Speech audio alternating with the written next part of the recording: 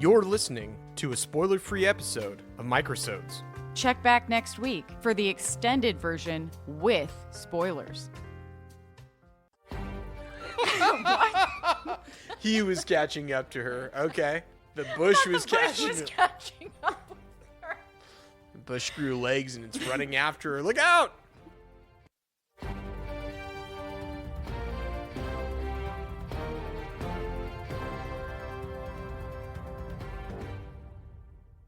Welcome to another episode of Microsodes.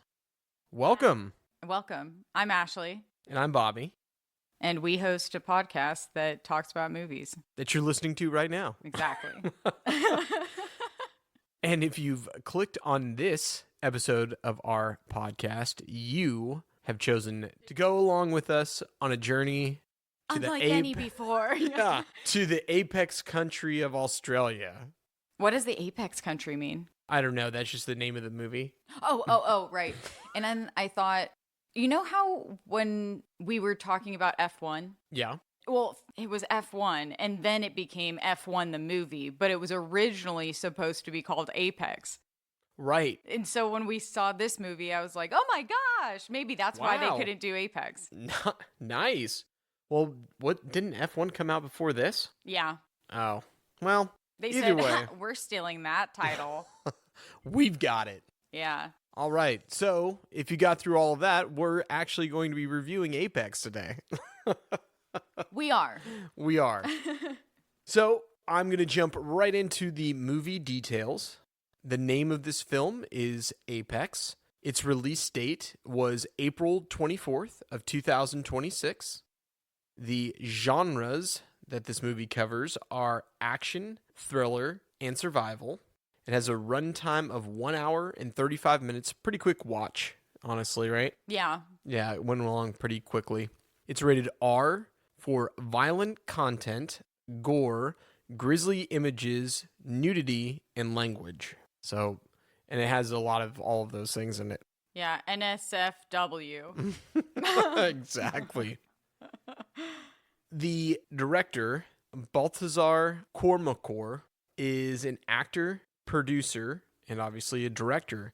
He graduated from Iceland's National Academy of Fine Arts and was immediately signed on by the National Theatre of Iceland. Wow. He directed Two Guns, which is a really fun movie. It's with Denzel Washington and Mark Wahlberg. And The Beast with Idris Elba. I know we never saw it, but it was like he was stuck out in the wilderness, like the Sahara. Oh, and there was something that was coming to kill him. He directed all of these? Yes. Yeah, he definitely has a type. Yeah, and then a movie called The Deep, which is about a guy off the shore of Iceland who his boat capsizes and he has to like kayak to shore or something. What were those movies again? So, The Beast, Yes. Two Guns, Uh-huh. and The Deep. He also directed a movie called Everest, Mm-hmm. where they, I guess, climbed Mount Everest. And Was that a documentary? No, it was with Josh Brolin from 2015. Oh, okay. I didn't do too much research on it, but they linked it in a Roger Ebert article. I was like, oh, that's interesting. That's so interesting. I guess I skipped over. I have seen that movie. Oh, you have? Yes. Was it exactly like this one? It's a little bit like this. They just talk about one of the, I think it's, if I remember correctly now, it's a movie about one of the worst climbing accidents that ever happened on Everest. Oh, so it's based on a true story? Yes. Oh, okay. And it was like these people got caught in this really, really bad snowstorm. And I can't remember the exact number. So if somebody out there knows it, you guys can just write into us. But I think it was like they went up with 12 people and only 4 came back or something. And then now the only platform that you can watch it on is Netflix. It is a Netflix original. It is. So that's it. Those are your movie details for the movie Apex. Oh, also, the stars of the movie are Charlize Theron and Taron Egerton. Mm-hmm. Yes, I just wrote that down so I didn't forget their names. Yes. I just wanted to say that. Oh, okay. Nice. All right. I just wanted to add to the movie details. Yeah. Okay. So, on to Ashley's take on the trailer for the movie Apex. I wrote, Did you write that sigh in? I did. I wrote, Ashley sighs and takes a breath.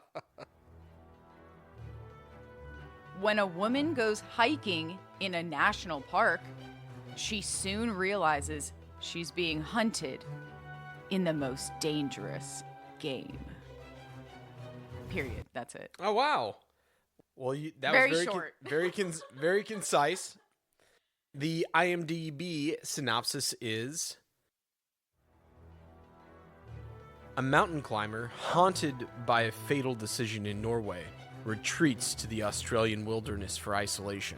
Her journey turns into a desperate hunt when a deceptive local targets her as his next ritualistic prey in the bush. End of synopsis. That was pretty long. That was pretty lengthy. I know. Yeah. I feel like they gave the whole movie away. They did in the trailer as well. Very true. I mean, this is going to be a spoiler for the story, but not a spoiler for the movie. There's just a saying- spoiler for the story. Well, my story review coming up later. Okay. This movie was pretty much given away in the trailer. Yeah, it's funny that you say that because that's kind of what I say for the story too. Yeah. So it'll be funny to hear what we both say. Oh, good. Yeah.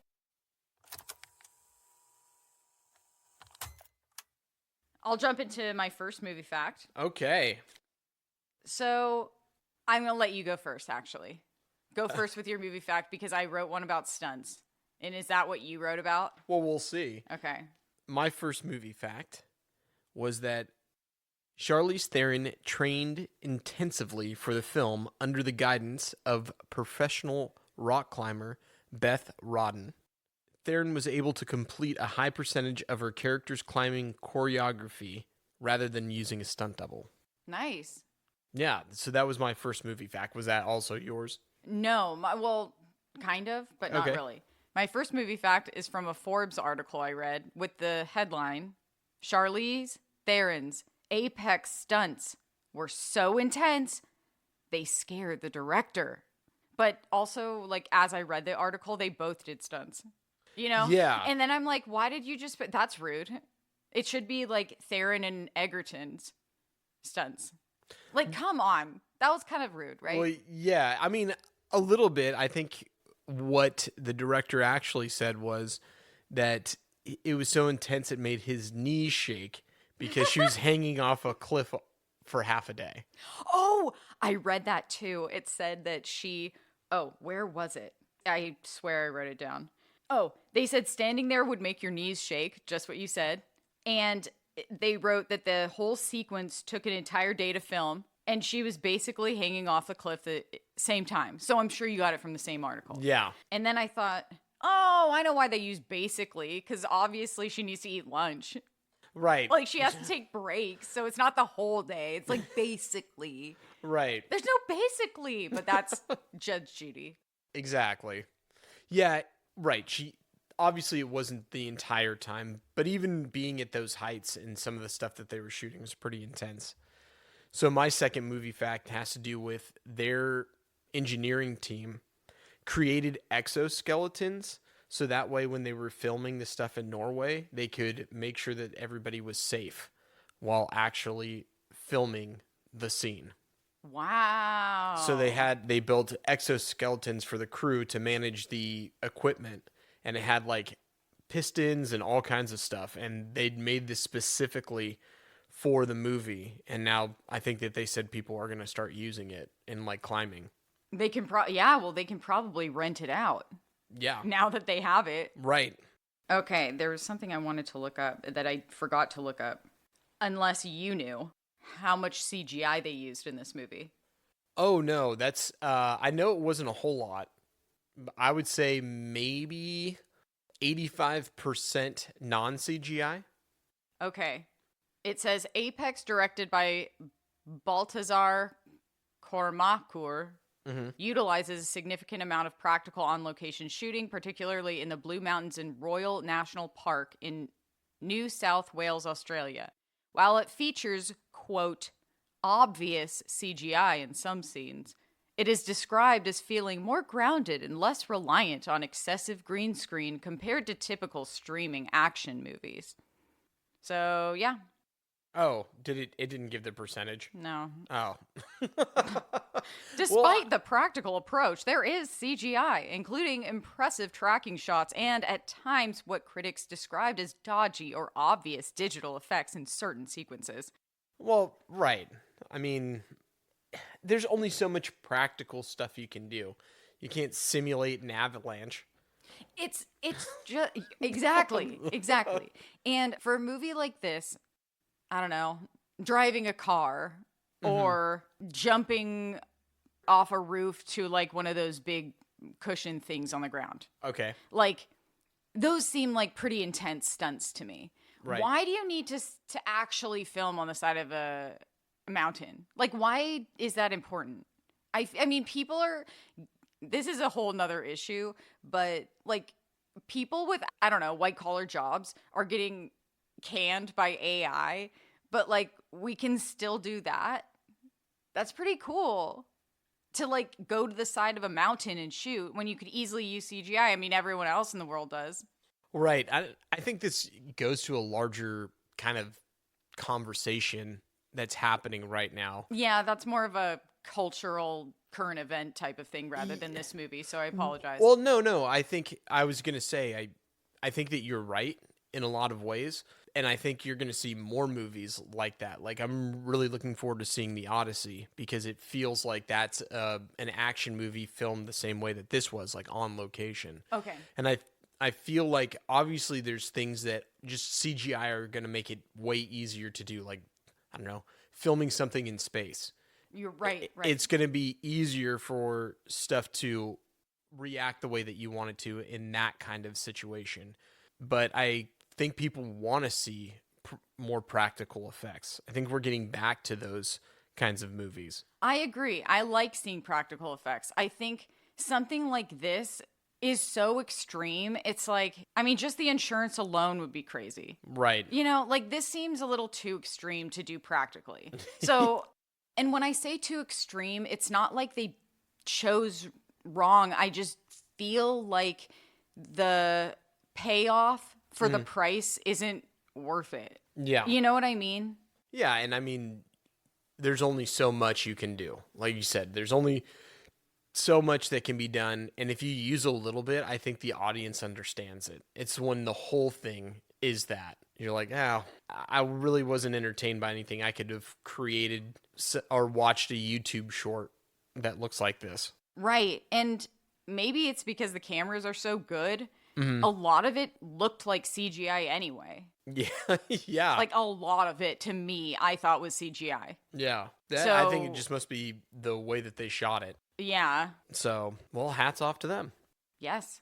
Was that your second movie fact? Oh, my second movie fact is short. Well, it's not short and it's not really a fact. Okay. I watched an interview from Netflix's YouTube.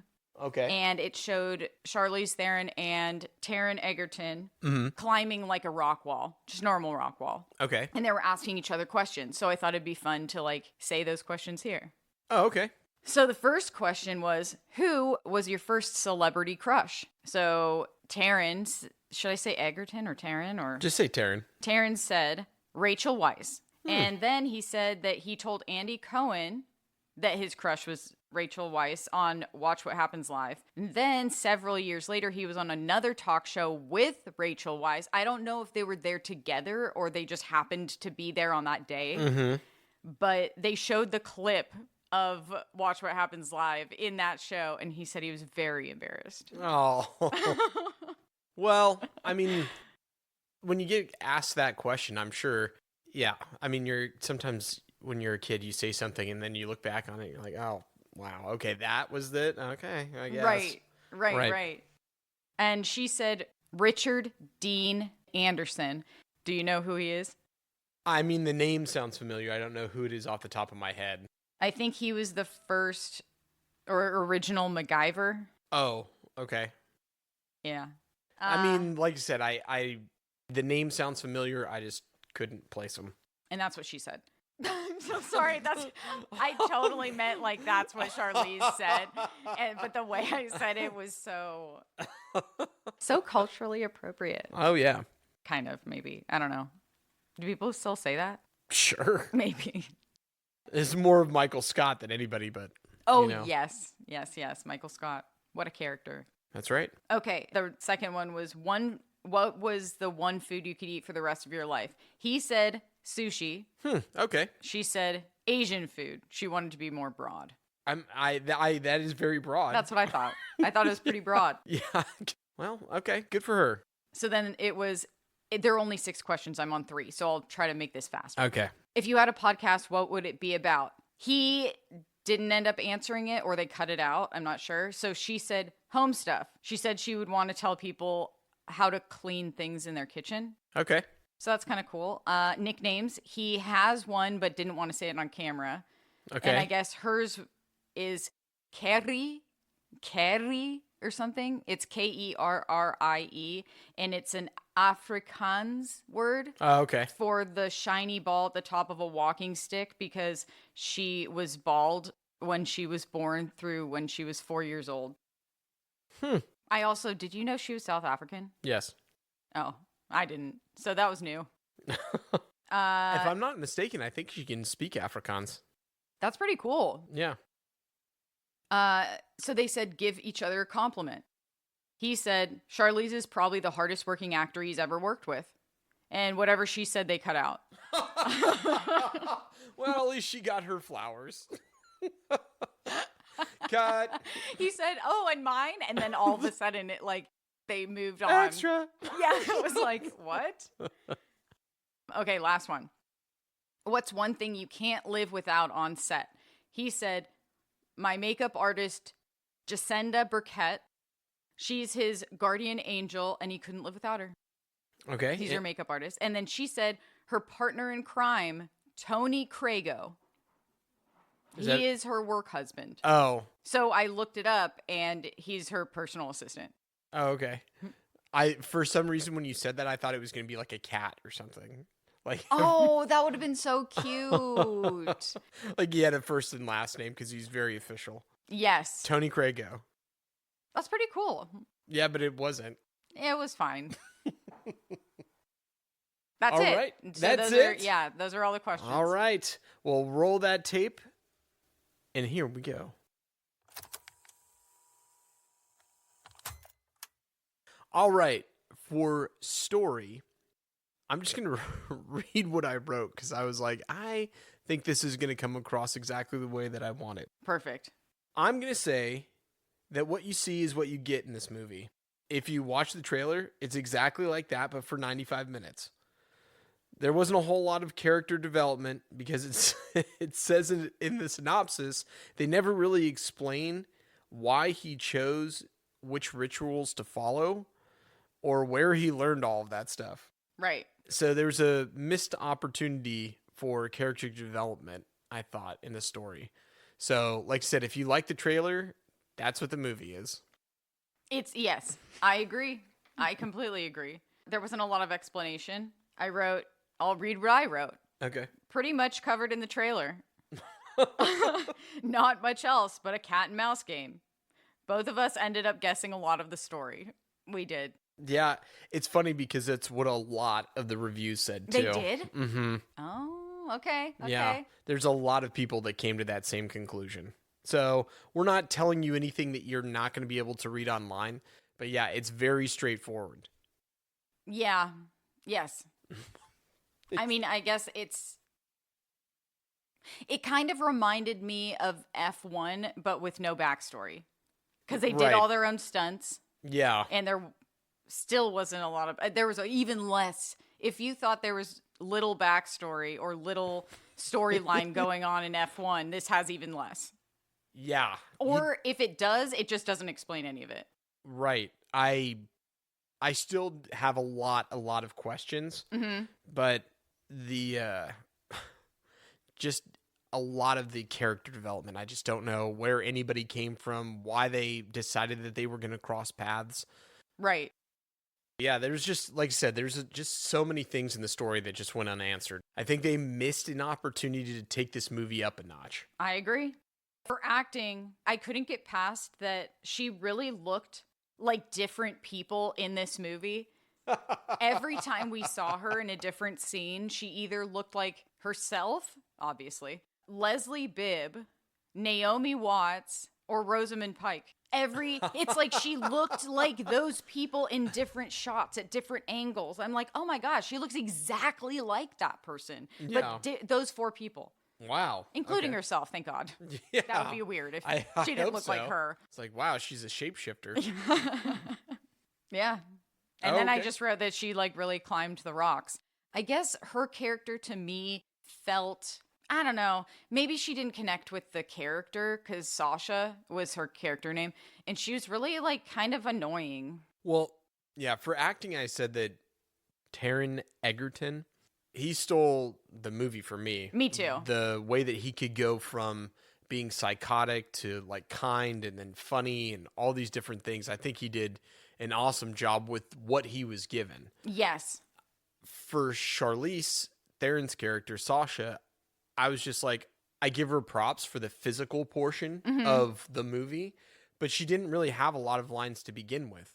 No. So I don't really know how to rate the acting because it just kind of felt like they filmed her like on an adventure show.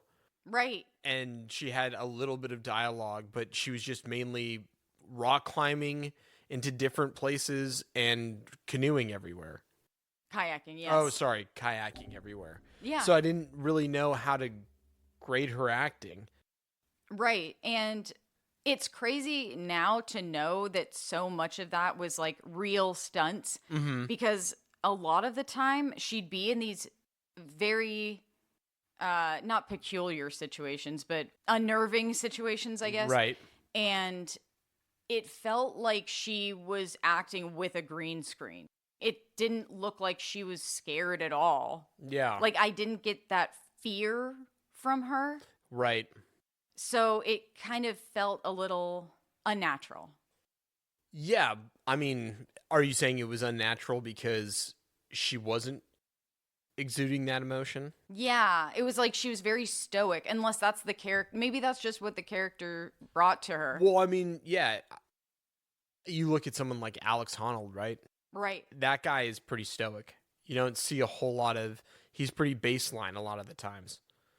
You don't really get a whole lot of highs and lows with him. And I think that's part of the rock climbing mentality because you are in these really difficult, difficult and precarious situations. Mm-hmm.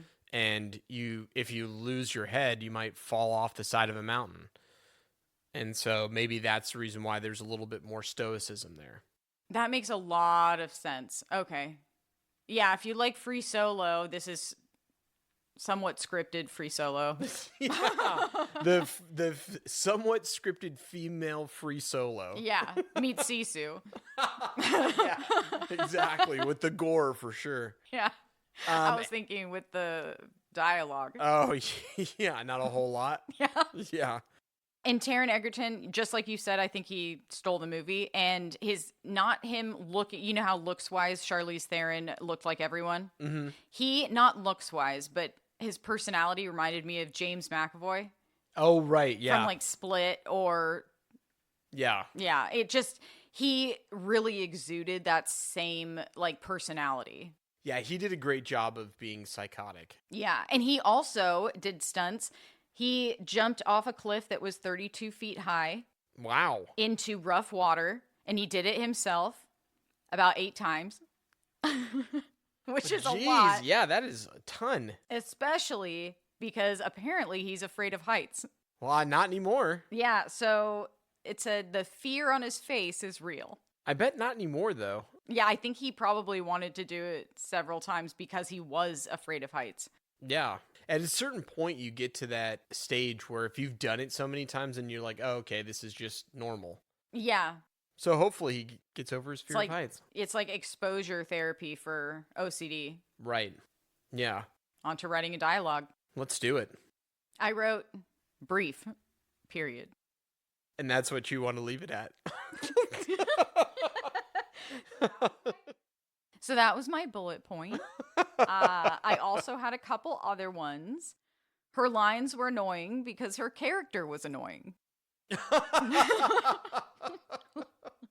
Which line did you think was the most annoying? Any of them. I mean, I can't. I just did not like her. Fair enough. I don't know. There's something about her character that was just completely unlikable. Yeah. Sometimes you just, even though she's supposed to be the hero, sometimes you're rooting against her. Well, in this one, I don't know if I was particularly rooting against her, but I was rooting for the movie. I was like, who's going to win? Ooh, what's going on? Yeah. It was kind of just like, oh, okay, I'm not voting for anyone. I'm just going to use this as an opportunity to be entertained until it's over. Yeah. It was kind of like, meh, I don't care. I guess that's because there wasn't a backstory. Yeah. So I didn't really care. I think that's a lot of reviews said the same thing. Mm-hmm. And then I said the writing reminded me of Sisu because it was not a lot. Yeah. But with just like what you said, with a female protagonist and set in Australia. Pretty much. Yeah. I mean, different kind of storyline because that was a little bit different, but. Yeah. I was pretty much on the same page as you were. Okay. What I wrote down was that there wasn't a lot of dialogue, so there's not a whole lot for me to say about it. Right. There's long stretches of this movie, and if you think we're joking and you watch it, you'll see there's long stretches of this movie where nobody's saying anything. Yeah, this is not a movie that you can listen to. You have to, this is a visual movie, kind of like F1. They didn't have a whole lot of dialogue. Yeah. I mean, they definitely had more than this movie. Definitely more than this movie. But there's long stretches where they don't speak a whole lot. And so, and a lot of it is almost in a taunting manner, back and forth between the two of them. And so there wasn't a whole lot for me to really talk about because there just wasn't much substance there. Right. So I just feel like they missed some opportunities for character development because I think it could have been a cool story. I agree. There's just so many inconsistencies and kind of plot holes that never got filled. Yeah. So that's what I had for writing and dialogue. It's short and sweet, just like the like the movie. Dialogue in that movie. And so I think transitioning into direction and visuals, just because the dialogue wasn't the best, the visuals were incredible. Yeah, they were. The director did such a good job because he made the environments seem like their own character. Mm-hmm. It was just, even though I knew the CGI on the mountain, I knew that some of it was real, but it was so dark you couldn't really tell.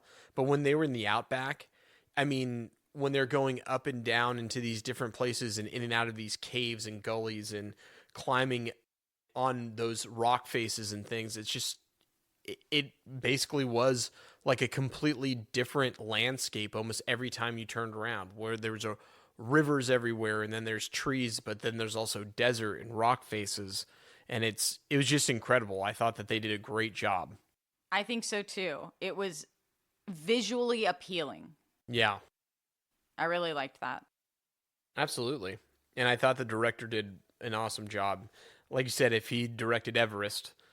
Yeah. I guess. And all those other crazy movies that are about people in places. Yeah. Oh, those movies with the people and the places. Oh, is that the one with the guy that had the face? Oh, yeah, the guy. And he had the hair. Oh, and the hand. Right. You know him. You know him. All right. Well, did you have any more? Yes. Oh, okay. I also read that the director supported the actors' commitment to, do their stunts. Mm-hmm. However, he said, not however, but this is what he said. If the actor wants to do it, I'm all for it. Of course, I want to have it safe. I don't want to put anyone's life in danger. So I like that. That was kind of cool. Yeah. I mean, you can push the limits on some things, but yeah, imagine being the director that got Charlize Theron killed on the side of a mountain. Like, I don't know. I mean, that's it. Your career is completely over. Yeah. And I was reading somewhere else. My God, I must have read this article a lot. But after Apex wrapped, Theron underwent elbow surgery, followed by a revision procedure, and then a fractured toe. What's a revision procedure? I assume it's like maybe for your elbow, maybe something's wrong. So they're putting it back in place or doing something, and then they had to do another one. I'm not sure. But she said that apparently she gets hurt on almost every movie. And one injury that particularly stood out was when she was filming Aeon Flux. Have you seen it? I've not seen it. Oh, okay. She herniated a disc in her neck after landing on concrete. And the accident nearly paralyzed her and forced a production shutdown. Whoa. So I thought that was weird. Yeah. So at least he didn't have their lives like in danger. Not like that, yeah. Yeah. Oh yeah, she was better on the side of a mountain than I don't know whatever's in Aeon Flux. Exactly. I don't know what she did. Oh, one visual element that I thought was it wasn't weird. It was actually pretty cool. But when she was sitting in the canoe, the cameras went all like 360 around her head. Mm-hmm. And I just felt so dizzy watching that. Yeah, it did make you feel like you were in the moment, for sure. Yes. And that's what I have. All right.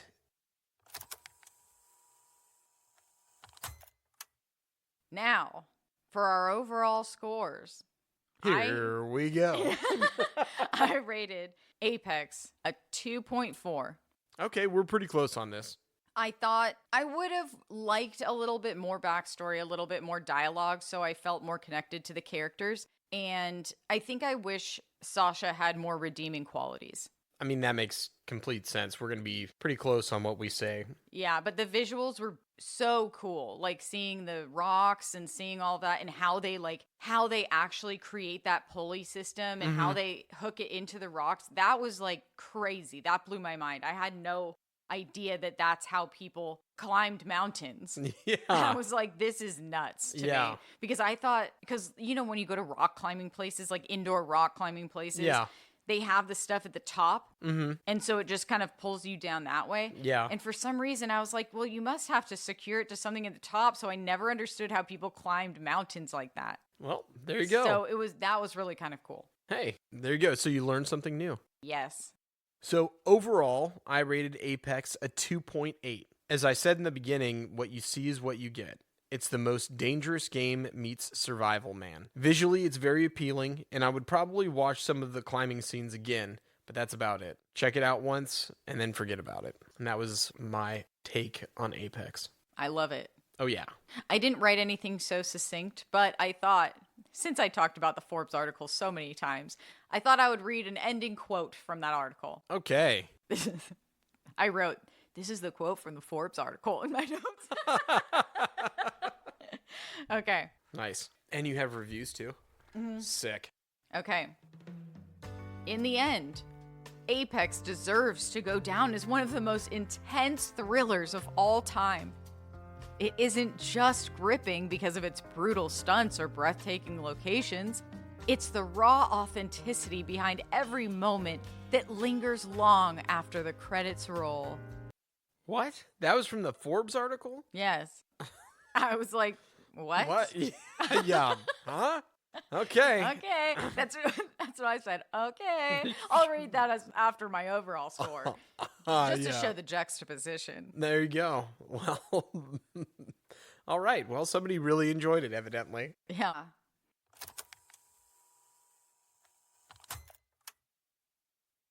Well, now, were you going to say? Oh, perfect. All right. Well, that's what we thought. Let's hear about what some other people thought. It's time for our reviews. Yes. I'm so ready. Okay. I am going to start off with a 1-star review. If you're new to this, we try to start off with something bad and then end with something good. Because everybody likes a podcast to end with something positive, I think. Oh, everybody. It's 100%. I've interviewed. Okay. I've interviewed myself. I've interviewed many individuals that can hear. Myself and Stells. Oh, we nice. do like. Oh, yeah. And me too. A positive end. Yes. I mean, wouldn't we love a positive in everything? I think so. Anyway. I think you take any win you can get in this world today. Yeah, I agree. So here's a bonus 1-star review. Who made this movie? It's horrible. All violence and injury porn. Someone owed someone a favor in this one. End of review. I I can't tell you. I'm glad that I got through that one because that's what I was laughing about over at the computer. I couldn't believe it. So, and the end when he said someone owed someone in this one, it made me laugh so much. I couldn't believe it. My favorite part was injury porn. What? Yeah, I was like, geez, man. I mean, I don't think there were that many injuries. There were some. So, okay. I remember now why I didn't remember those injuries because I was covering my eyes. That'll do it. Yeah. All right. So that was my first, or that was the bonus 1-star review. Now here comes another 1-star review. Heck yeah. Although the direction is well executed and the actors are good in what they do, the plot has been done 20 times before and much better. So would I recommend this movie? ... Let me say it this way. For the first 20 minutes, I enjoyed it, and then the rest of the time I was on my phone with the movie on in the background. Skip it. End of review. I mean, I understand what they're saying, but this is not a movie you can have on the background. No, not if you want to see something visually stunning. Not if you want to at least know what's going on in the movie. I mean, I guess you could treat it as like, what are they, like background sounds? Yeah. That you can listen to while you're doing work. Mm-hmm. Atmospheric sounds. I mean, I guess you could treat it that way. I guess so. And then just look up a couple times. Yeah. I mean, there's lots of weird music in it, so that's good. That is very true. So... okay, I think I'm going to read this one. 1 star. Crap. I like where this started off. Straight to the point, just like this movie. Yes. Apex is an absolute disaster. Egerton is good, but the whole movie is crap. Whole without a W. The, quote, hunt is thrill-free, and the dialogue is painfully stupid. This isn't a movie, it's a total failure that wastes everyone's precious time. It is not recommended to anyone. Stay far away. 1 out of 5 stars. Period. Yikes. End of review. Yikes. Well, I mean, it's not for everyone. Yeah. If you watch the trailer, you'll know what the movie is. Although I will say, it's not the worst movie we've ever seen. No. It was at least entertaining. I wouldn't say it was a waste of anyone's time. If you end up deciding to watch this, it's not a waste of your time, I don't feel like. No, it was fine. Yeah, I feel like it was average. Yeah. It's like if you were on a plane and you had nowhere to go, this would probably be a perfect movie to watch. Yeah, I mean, if you want to feel even more lost. I mean, that's Bobby's recommendation. I would recommend it on the couch or in a safe space where you feel comfortable. Fair and enough. Not claustrophobic or worried about your height. Oh, yeah, I guess that's true. All right, I'm going to read my 5-star review if that's okay with you. Yes. All right, so for my final 5-star review, my first and last, here is a 5-star review. Okay. Great acting. Amazing location. Was not bored at all while watching the movie. Story and pacing gripped my attention, which films rarely do these days. It's also probably of the good audio mixing. Even if some of the actors are using the Australian accent, dialogues are still clear and audible, so no whispering or mumbled lines in my experience.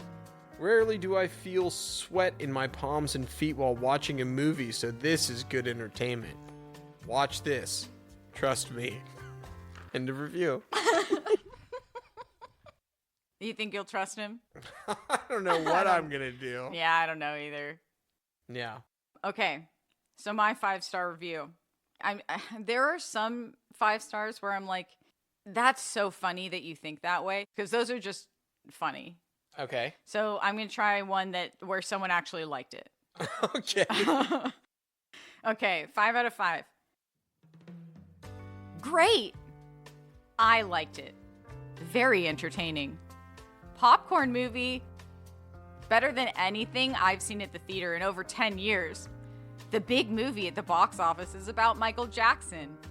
I had rather watch anything rather than that. And it made a ton of money. Who is going to the theater to see that? Probably the same folks that are being negative about Apex. Also, FYI, Charlize Theron is hot. End of review. Wow, there's a lot in there. Good for that person. Just blaming the Michael Jackson out of nowhere biopic for succeeding. I just got astray for no reason. I was just gonna say he's catching strays left and right. Yeah, come on, man. That was very funny. You like that one? Yeah, that one made me laugh. Good for that person. FYI, Charlize Theron's hot. That reminds me of that other one. Remember from the Wrecking Crew? Oh, yeah. That was so good. Oh, yeah. Is that it? Okay, here. Oh, okay. Loved this psychological adventure thriller. Ben's try at the Aussie bogan slang was hilarious, and I couldn't take it seriously, but good try. Reminded me of what you said. Yeah. I loved how gripping the hunting was. 1 minute she's free, next minute she's silently peeking through a bush, catching up to her. What? He was catching up to her. Okay. The bush was catching up with her. The bush grew legs and it's running after her. Look out! I loved the quirky music. Go! And Ben starts the hunt. Bloody good film. Wish they'd make more quality movies like this. Is that the end? Oh, end of review. I'm so sorry. Uh-oh. It's just like that guy was drunk when he wrote that. You think so? I mean, a lot of it didn't make a whole lot of sense. That was your last one? I mean, I guess so. Nice. Well, thank you guys for listening. Thank you. This was a lot of fun. And thank you guys for your downloads and for all the positive feedback. Please rate and review if you can on Apple Podcasts or Spotify. That really helps us. And also, we would really enjoy any feedback, even if you just want to email us. It's microsodespodcast@gmail.com. And it'll be in the show notes. Awesome. Yeah, we just really appreciate you guys, and we'll try to be a little bit more consistent. It's been a little bit crazy for both of us at work. Yeah. So that's been exciting. Mm-hmm. And so our weekends and days off kind of sometimes don't blend that well together. Right. But we'll try to get back on track. Yes. Absolutely. So thank you guys so much, and we'll see you on the next Microsode.